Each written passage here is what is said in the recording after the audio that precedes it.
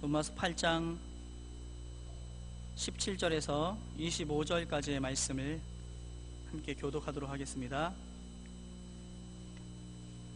로마서 8장 17절에서 25절의 말씀입니다.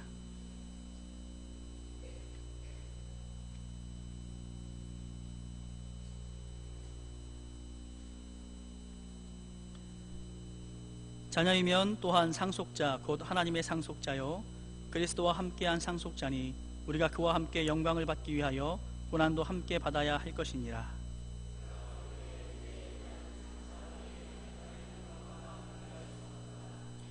피조물이 고대하는 바는 하나님의 아들들이 나타나는 것이니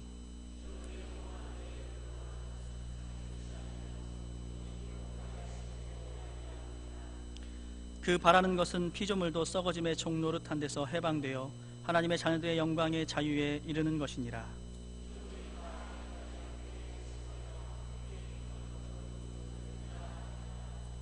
그뿐 아니라 또한 우리 곧 성령의 처음 익은 열매를 받은 우리까지도 속으로 탄식하여 양자될 것 곧 우리 몸의 속량을 기다리느니라.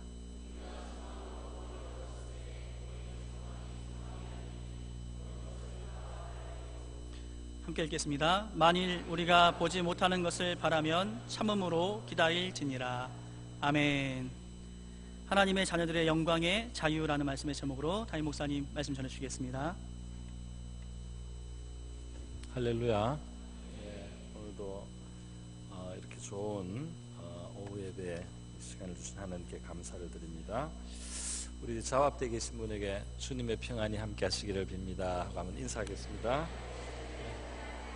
주님의 평안이 여러분과 함께 하시기를 빕니다.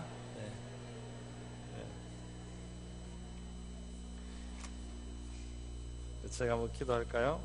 고마우신 아버지 감사드립니다. 오늘 평화로운 이 주일 또 오후에 이 시간 저희들 허락되고 누릴 수 있게 해주심을 감사드립니다. 오늘 이 시간도 우리 하나님의 말씀이 복음이 그 진리가 우리에게 힘과 능력과 지혜가 되게 하여 주시옵소서. 말씀을 밝혀주시기를 원합니다. 이 시간을 주님께 의탁하오며 고마우신 예수님의 귀하신 이름으로 기도드립니다. 네, 오늘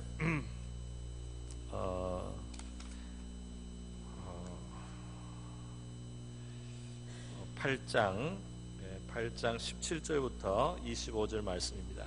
근데 8장에 나오는 이제 중요한 지나왔던 거지만 제가 정리를 간단히 하면서 말씀을 드립니다. 자, 그리스도 예수 안에 있으면 우리에게 어떤 특권이 있느냐, 어떤 특별한 혜택이 있느냐, 하나님이 어떤 선물을 우리에게 주시느냐 했을 때 맨 처음에 8장 1절에서부터 그 초에는 정죄함이 없다. 죄를 그 죄에 대한 죄를 묻는 정죄함이 없다. 그 죄로 말미암은 심판이 없다 이 말이죠. 정죄함이 없다는 거. 예수 안에 들어 있으면 정죄함이 없다는 놀라운 사실을 말했어요. 그리고 조금 이제 뒤로 가면은 뭐라고 했느냐 하면은 우리 이 하나님께서 예수 안에 있는 우리에게 성령으로 말미암아 우리를 살리신다는 표현들이 나오고 있습니다. 그래서 그리스도께서 너희 안에 계시면 10절에 보면 몸은 죄로 말미암아 죽은 것이나 영은 의로 말미암아 살아있는 것이라 해서 일단 우리가 예수님을 믿고 은혜 가운데 산다는 것은 우리 영이 살아나 있는 겁니다. 우리의 영이 하나님 앞에 살아있는 존재가 되고요. 또 11절에 보면 그의 영으로 말미암아 너희 죽을 몸도 살리신다.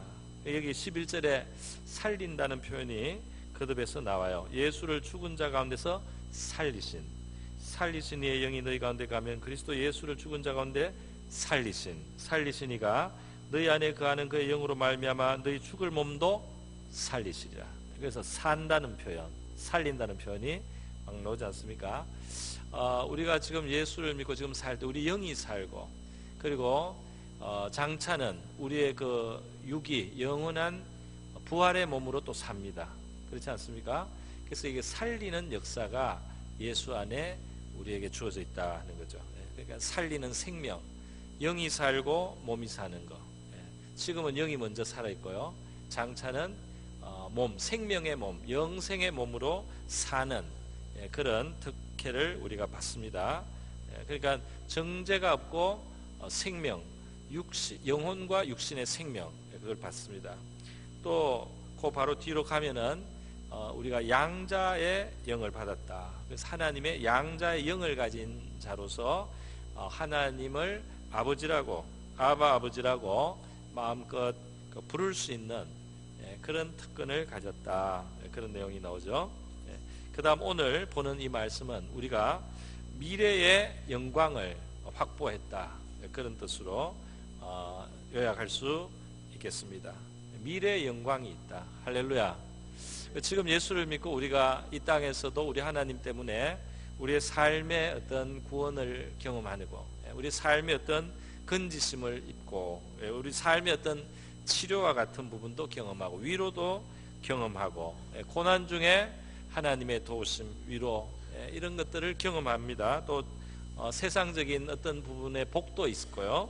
그런데 현재적인 것뿐 아니라 미래적으로 우리가 굉장한 미래를, 그 영광이라는 표현으로 표현할 수 있습니다. 영광스러운, 그 영광의 앞으로 우리의 것으로 예비된 영광이 있다는 말씀이에요. 예수 안에 있으면 영광까지 있는 겁니다.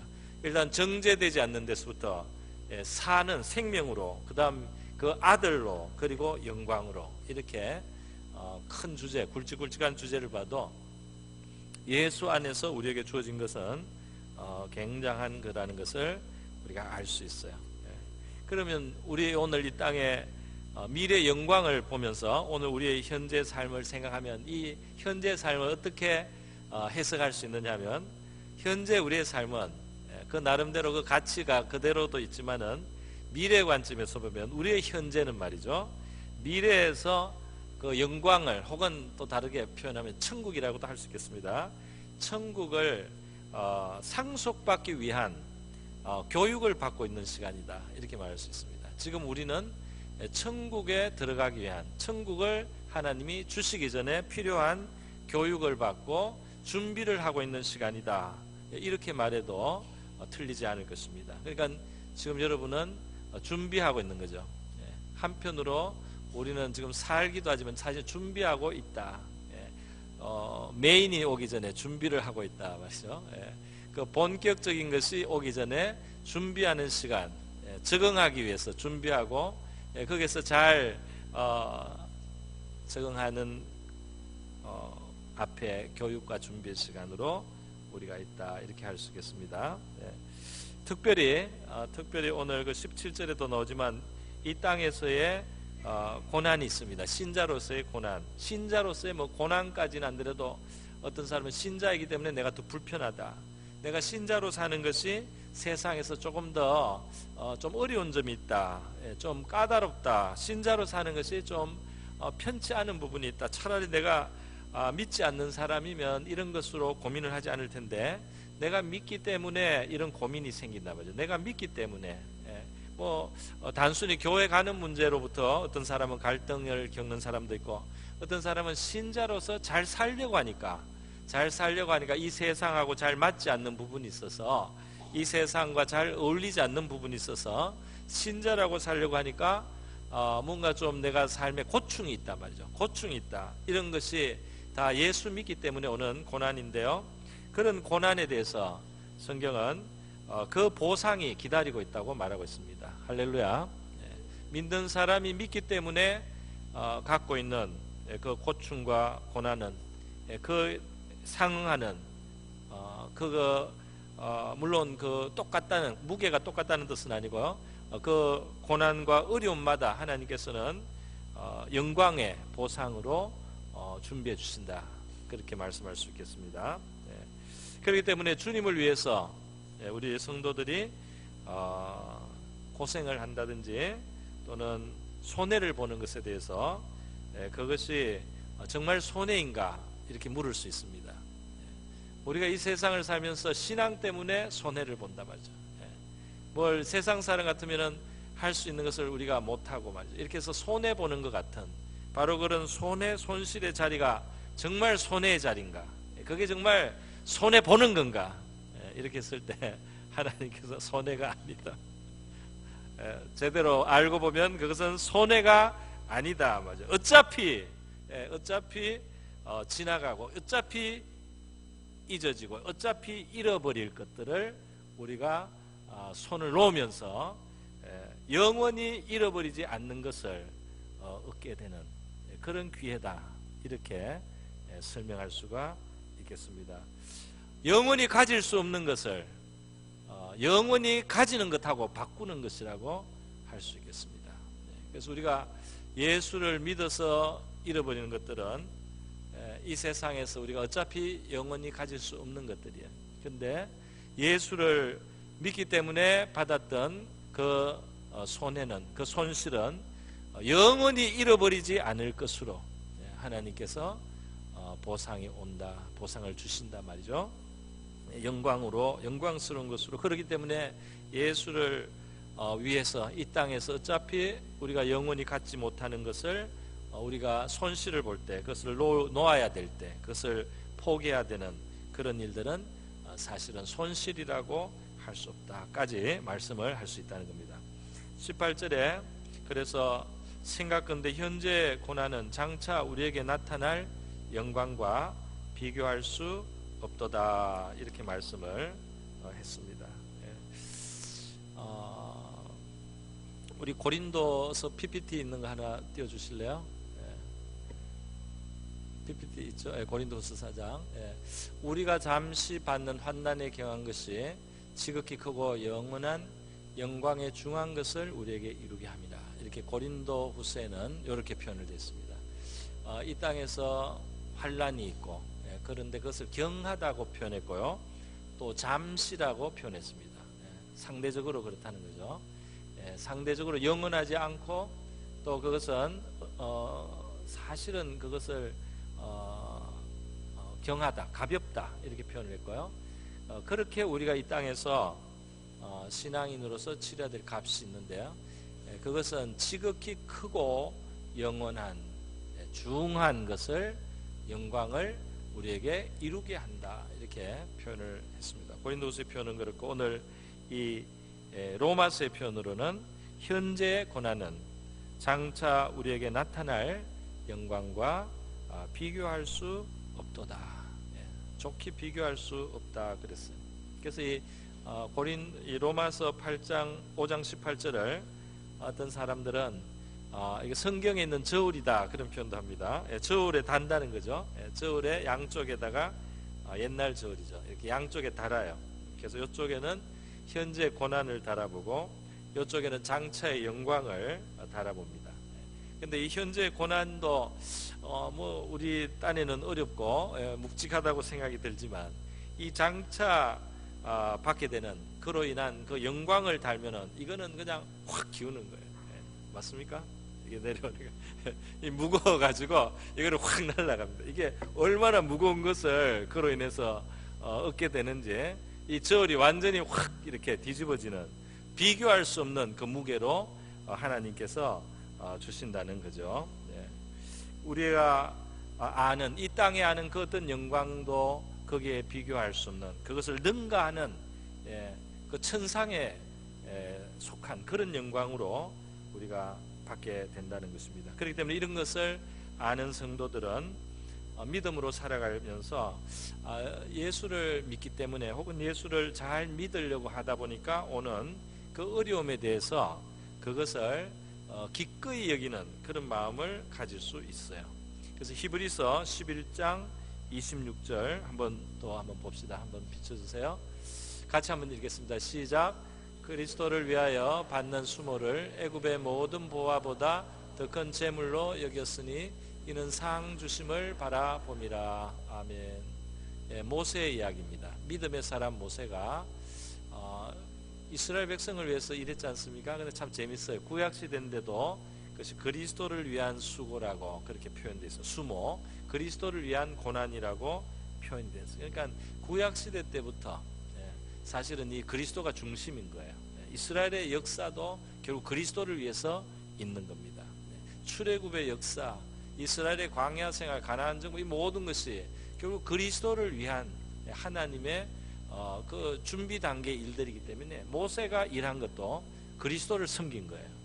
주님을 섬긴 거예요. 구약 시대도 바로 그리스도가 주인공이다 이 말입니다. 그래서 모세가 그리스도를 위한 그 능욕을 당하고 또 수모를 받고 이렇게 한 것도 그가 기쁘게 받을 수 있었던 것은 상 주실 것을 바라볼 수 있었기 때문이다. 이 모든 것은 값이 굉장하다는 겁니다. 주님을 위해서 우리가 어려움을 당하는 것은 엄청난 값이 있는 거예요. 정말 영리한 사람이라면, 사실 똑똑한 사람이라면 정말 투자할 때는 여기라고 할 수 있겠습니다. 세상에 많은 똑똑한 것은 사실은 헛똑똑입니다. 사실은 똑똑한 것 같은데 나중에 다 파면은 그게 헛똑똑으로 나타나는 똑똑이 많이 있어요. 미련하게 보이는데 진짜 똑똑한 것이 있습니다. 신앙 때문에 고난을 당하는 사람, 손해를 보는 사람이 바보 같아 보이는데 실제로 제일 영리한 사람이에요. 할렐루야. 그런 의미에서 여러분이 좀 모자라져야 되는데 저도 그렇고요.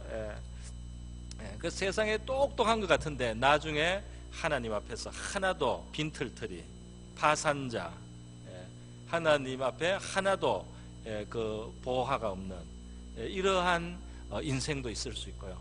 반대로 이 땅에서는 정말 저 사람이 바보였다 이렇게 생각되지만 하나님 앞에서 정말 이 사람은 지혜롭게 인생을 활용했고 인생을 경영해서 영원히 잃지 않는 것에 있어서 너무나 부요한 자가 되었다. 이렇게 평가될 사람도 있다는 겁니다. 할렐루야. 그래서요 우리가 이 그리스도를 위해서 당하는 손실에 대한 그 관점을 아예 믿음의 눈으로 딱 바꿔 쓰고 보면 이 겉으로 보는 거하고 달리 보인다. 이런 이야기를 해도 될지 모르겠네요. 우리 가까이 계신 큰 교회 목사님 그 간증인데요. 그 목사님이 설교하시다가요, 그 부흥이 한참 되고 성령 역사 많을 때 이제 마귀가 역사했던 것 같아요. 미친 사람이 하나 와가지고 도끼를 들고 올랐어요. 그래서 목사님 설교하는데 도끼를 옆에서 던져가지고 이 다리에 도끼가 박혔어요. 도끼를 맞았어요. 그래서 피를 흘렸어요. 그런데 이제 목사님이 또 대단한 분이죠. 이걸 묶어가지고 10분간 마저 설교를 하고 내려갔어요. 그래서 병원에 실려갔습니다. 그래가지고 이제 휠체어를 타고 병원에 있는 거죠. 사모님이 왔어요. 사모님이 와서 뭐라고 했습니까? 사모님이 뭐라고 했느냐면 참 부럽다 그랬어요. 상을 많이 받겠네. 당신은 좋겠다. 상을 많이 받겠다. 그러니까 완전히 생각이 다른 거 아니에요, 그죠? 아니 어떻게 설교를 하는데 하나님이 그거 좀 막아주지. 하나님 일하는 사람이 그렇게 해를 입게 내버려뒀나? 뭐 이렇게 불평을 할 수도 있잖아요, 인간적으로 보면. 근데 이게 믿음의 눈으로 완전히 갈아 꼈어요, 그분이. 그러니까 보고 당신은 하나님 일을 하다가 이렇게 피를 흘렸단 말이죠. 이렇게 몸이 상했단 말이죠. 그러니까 당신은 상을 많이 받을 사람이니까 내가 부러워할 만한 사람이다. 이렇게 사모님이 말씀을 했다고 합니다. 그 목사님이 사모님이 지독하다고 그렇게 말하면서 간증을 하셨던 게 기억이 나요. 어쨌든 이 생각을 바꾸면은 말이죠. 생각을 뒤집어 정말 그 하나님의 영원한 그 관점을 우리가 가지고 우리의 현재 삶을 보는 것이 우리 믿음의 특권입니다. 할렐루야. 그런 면에 있어서 하나님은 우리에게 담대하라고 하세요. 너희가 믿음으로 이 세상을 살아가고 믿음으로 보는 일에 있어서 담대하라. 너희 믿음에 있어서 담대함을 가지고 뒤로 물러서지 마라. 담대함을 가지면 상을 받는다 그랬습니다. 상이 있다. 너희의 믿음을 담대하게 밀고 나가면 거기에는 상이 있다. 이렇게 성경 말하고 있습니다. 오늘 이 부분에 한 가지 남은 것만 제가 떴습니다. 여기 피조물이라는 말이 자주 나옵니다. 피조물이 지금 탄식하고 있다. 이렇게 하고요. 피조물도 기다리고 있다. 피조물도 하나님의 아들들이 나타나는 것을 기다리고 있다. 이런 이야기들이 오늘 본문에 여러 번 나오고 있습니다. 이게 뭐냐면 이 세계, 하나님의 이 세계를, 이 세계도 우리 사람 때문에 지금 고생을 하고 있단 말이죠. 우리 창세기 보면 인간이 죄를 지으니까 가시와 엉겅퀴가 났어요. 가시와 엉겅퀴가 이 세계에 났습니다. 그리고 사람들이 이제부터는 그 삶이 달라지는 거예요. 수고하고 땀 흘려야 되는 삶으로 인간도 고생스러워졌지만 그 환경이 되는 이 세계에도 어떤 변화가 와서 변질이 왔어요. 이 세계도 같이 고난을 당한다. 이거는 뭐 동물, 식물, 뭐 모든 자연 만물 모든 걸 포함한 거라고 할 수가 있겠습니다. 그래서 이 피조물의 세계도 죽음, 사망의 그런 영향 아래 지금 있게 되었고, 이 피조 세계도 항상 이런 것이 아니고 언젠가는 죄가 없는 세계가 되면, 죄에서 완전히 자유로운 세계가 될 때 이 피조물의 세계도 지금의 이 탄식하는 이렇게 죄가 있고 약육강식의 이런 세계, 험악한 세계, 해충이 있고 상함이 있고 죽어야 되고 다쳐야 되고 하는 이런 세계, 또 썩어야 되는 이런 세계가 아닌 그런 세계로 이 바뀌는 그 날을 이 온 세계도 사실 기다리고 있다. 지금 이런 말씀을 하고 있어요. 그런데 그 날이 언제냐면 우리 먼저 성령의 감화로 거듭나고 구원받은 우리, 성령의 먼저 그 선물을 처음 익은 열매를 받은 우리 양자가 되었습니다. 하나님의 양자된 우리의 양자가 완성될 때, 우리가 하나님의 양자로서 하나님의 상속자로서의 그 상속을 완전히 가지게 될 때, 우리의 것으로 완전히 누리게 될 때, 다시 말해서 우리의 몸도 썩지 않는 몸으로, 죽지 않는 몸으로, 쇠하지 않는 몸으로, 신령한 몸으로 완전히 바뀌는 그때 온 세계도 죄로부터 완전히 벗어납니다. 죄로부터 완전히 죄의 영향에서 벗어나는 날이다. 온 세계도, 온 우주도 썩어짐에서부터 완전히 벗어난다. 오늘 세계가 여기 탄식한다는 표현이 있어요. 그죠? 22절에 피조물이 다 이제까지 함께 탄식하며 함께 교통을 겪고 있는 것을 우리가 안다, 이런 말씀 있지 않습니까? 이 세계는 인간이 타락하고 나서요, 인간이 이 세계를 물론 여전히 뭐 돌보기도 하고 가꾸기도 하지만 결국 이 세계는 우리 죄인된 인간이 지배하고 다스리고 또 경영하는 세계가 되었어요. 또 여기에는 저주가 있고 썩어짐이 있는 세계가 되었습니다. 또 이 죄인들은 이 만물을 죄의 도구로 막 사용을 해요. 이 만물을 죄를 위한, 죄의 어떤 탐심을 위한 도구로 사용을 하고 또 오용을 하고, 이렇게 우리가 이 만물도 우리 때문에 고통을 당하고 그 영광을 잃었습니다. 이 세계도 영광을 많이 잃은 거예요. 그런데 이것이 원래 이제 그 자리로 돌아가고 영광스러운 자리로 온 세계가 돌아가기 위해서 우리가 돌아가는 그 날을 온 우주가 기다리고 있다. 지금 이렇게 성경은 말씀을 하고 있는 거예요. 여러분, 그러니까 죄라는 것은 인간만 불행하게 만드는 게 아니고 온 우주 피조물의 세계들을 불행하게 만든 겁니다. 인간이 그만큼 중요한 존재입니다. 인간이 삐딱하면은 인간 밑에 하나님이 맡기신 인간이 청지기로 그 관리해야 되는 온 세계까지 같이 고생을 하는 거예요. 그 고생을 지금 하고 있는 상태라고 말을 하는 거예요. 그런데 해방의 날이 다가오고 있다는 겁니다.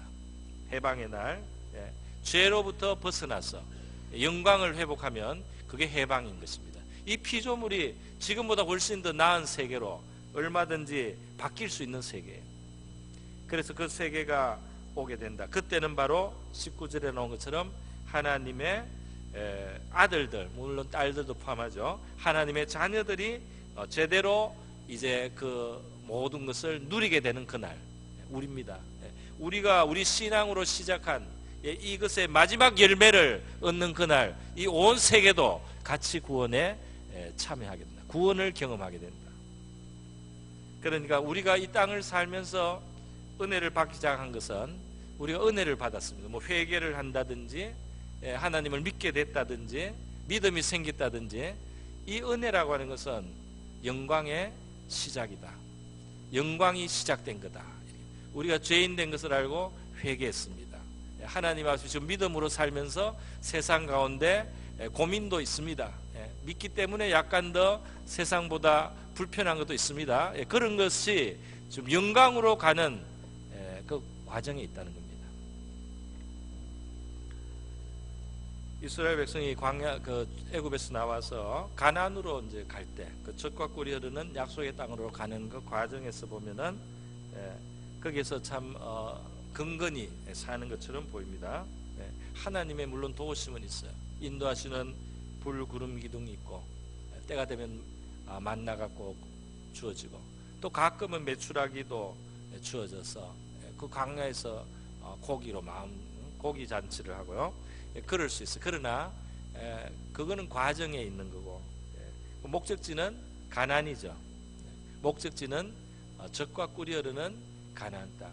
모든 것이 부족함이 없는 분천이 솟고 강이 흐르고 그리고 비옥하고 과수원이 이미 있고 집이 있고 샘이 이미 파져 있고 철과 동이 풍부한 그 당시에 생각할 수 있는 모든 좋은 것이 다 있는 그 가나안을 향해서 하나님이 데려가고 있는 거예요.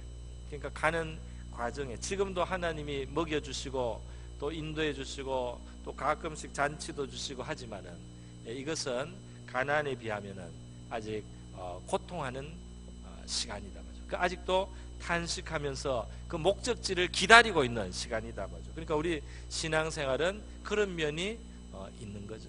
그런 면이 있어요. 그래서 아무리 은혜를 받고 또 여기서 행복하게 우리가 참 초가상간도 만족하고 살 수 있지만 한편으로 우리에게 애석한 부분, 우리에게 목마른 부분, 우리에게 아쉬운 부분이 이 땅에 있는 겁니다. 있어요. 그리고 가끔씩 우리가 한 번씩 정신이 드는 거죠. 여기 영원한 집이 아니로다. 내가 여기서 영원히 살 것이 아니구나.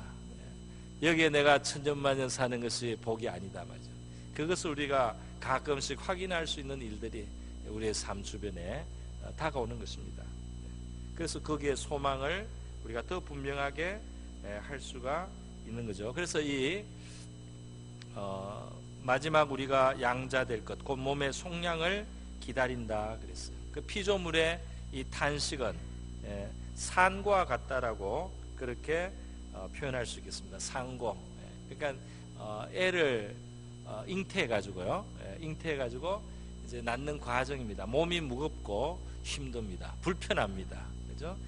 몸이 무겁고 불편해요. 그리고 나중에 이제 그게 나오려고 할 때는 굉장한 이제 고통도 수반돼요. 그래서 진짜 까무라치는 그런 여기서는 우리 남성분들은 그냥 아무 그게 없고요. 감동이 없고요. 우리 여성 성도님들만 고개를 끄덕이는 부분인데요.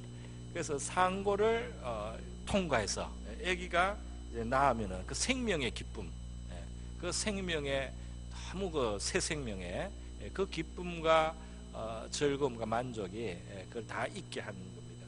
마치 그런 상태에 있다. 우리가 은혜를 받고 이 양자의 영으로 받고 하나님 앞에 믿음의 삶을 살기 시작했다는 것은 잉태되어서 마지막 출산을 기다리고 있는, 태어나는 그날, 완전해지는 그날을 기다리고 있는 상태와 같다, 이렇게 할 수 있겠습니다. 그래서 그날이 오면 이제는 이런 설교를 들을 필요도 없겠죠.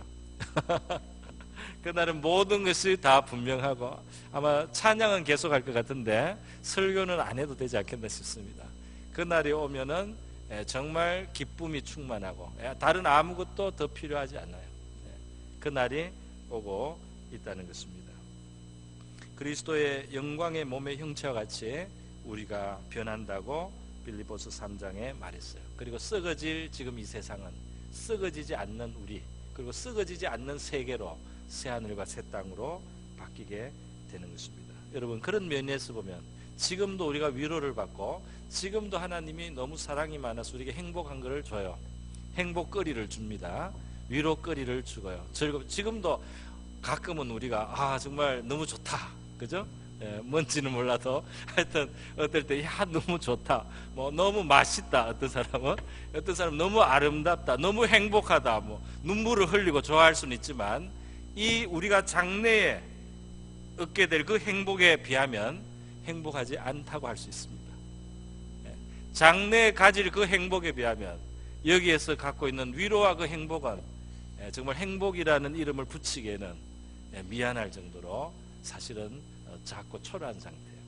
그때 되면은 행복이 정말 무엇인지 정말 우리가 더 충만하게 누리게 될 줄로 믿습니다. 약속된 것을 우리가 바라보고 살아갑니다. 그래서 성도의 삶에는 인내가 있는 거죠. 그 약속을 바라보고 삽니다. 아브라함도 기다리고 믿음의 사람들이 구세주를 기다리고 기다려왔어요. 기다려왔는데 우리는 지금 우리가 우리의 구원이 완성되는 그 시간을 기다리며 사는 겁니다. 저와 여러분에게 그날이 오게 될 줄로 믿습니다. 또 그 믿음이 우리 안에 더 간절하고 강하고 뜨거워질 수 있기를 바랍니다. 다 같이 한번 기도하겠습니다. 우리 이 시간 기도할 때 지금은 피조물이 탄식하며 고통하고 우리 자신도 우리의 마지막 구원의 완성을 기다리고 있는 시간이요. 그날에 위한 또 그날의 그 영생을 천국을 상속받기 위한 준비의 시간, 교육받는 시간과 같습니다. 또 그 보상이 기다리고 있는 그 앞에서의 우리 가정을 가고 있습니다. 하나님께서 우리에게 소망을 주시고 영원한 것을 늘 우리가 바라보며 살아가게 하시고 우리의 이 시야가 믿음의 눈이 확고해져서 이 세상과 다른 관점으로 우리의 현재 삶을 볼 수 있게 그렇게 해달라고 우리가 기도하고요. 소망이 우리 안에 살아있게 해달라고 다 같이 한번 기도하겠습니다. 기도합니다. 하나님 아버지 감사합니다. 오늘 로마서 8장 모든 피조물이 고대하고 기다리는 하나님 그날을 우리도 지금 기다리고 있으며 그날 우리가 지금 은혜로 시작된 그 잉태된 아버지 우리의 구원이 하나님 그날에 완전한 출산과 같이 아버지 완전한 모습을 드러내는 그날을 우리가 바라보고 그날을 고대하며 아버지 지금 이 광야의 여정 같은 이 땅의 삶을 살고 있습니다. 주님이 그 천국을 상속받기 위한 교육과 준비를 하고 있는 시간과 같다고 말씀하고 있습니다. 주님, 우리는 이미 예수 그리스도 안에 있는 것이 무엇인지에 대하여 아버지 조금씩 맛보고 조금씩 알아가고 있지만 아직도 하나님 아버지 이 온전한 것이 오는 것에 대하여 우리는 예고를 듣고 하나님의 소망을 품지만 하나님 이것을 우리가 더 분명하게 보고 아버지 이것을 더 분명하게 바라봄으로써 아버지 우리가 더 담대해지고 더 큰 위로를 받게 될 줄로 믿습니다. 지금 우리의 시야가 너무 좁혀져 있거나 너무 주님 이 땅의 일 때문에 우리의 시야가 어두워져 있다면 주님 우리의 눈을 영혼을 향해서도 열어주시기를 원합니다. 그리스도를 위한 능력이 아버지 그 상주심을 바라보는 자에게 아버지 그것은 값진 것으로 그렇게 간주가 되었습니다. 하나님 아버지 우리가 그리스도를 위한 그 고난을 기뻐할 수 있는 데까지 그렇게 우리의 믿음과 소망이 견고해지기를 원합니다.